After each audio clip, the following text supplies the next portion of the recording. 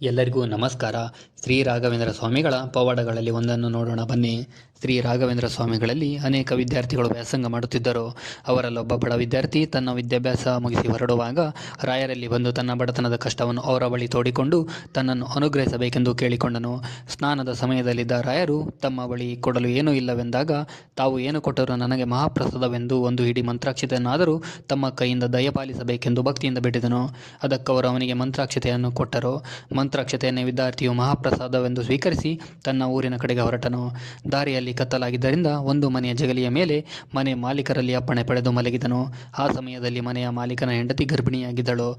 ಮಧ್ಯರಾತ್ರಿಯಲ್ಲಿ ಒಂದು ಪಿಶಾಚಿಯು ಆ ಮನೆಯೊಳಗೆ ಹೋಗಿ ಹುಟ್ಟಲಿರುವ ಮಗುವನ್ನು ಕೊಲ್ಲಬೇಕೆಂದು ಅಲ್ಲಿಗೆ ಬಂದಿತು. ಆದರೆ ಜಗಲಿಯ ಮಲಗಿದ ಭಕ್ತನ ಬಳಿ ಇರುವ ಮಂತ್ರಾಕ್ಷತೆಯನ್ನು ದಾಟಲು ಪ್ರಯತ್ನಿಸಿದಾಗ ಮಂತ್ರಾಕ್ಷತೆ ಬೆಂಕಿಯಂತೆ ಕಂಡು ಬಂದಿತು. ಇದರಿಂದ ಗಾಬರಿಗೊಂಡ ಪಿಶಾಚಿಯು ಭಕ್ತನನ್ನು ನೋಡಿ ಮಂತ್ರಾಕ್ಷತೆಯನ್ನು ದೂರ ಎಸೆಯಲು ಹೇಳಿತು. ಪಿಶಾಚಿಯನ್ನು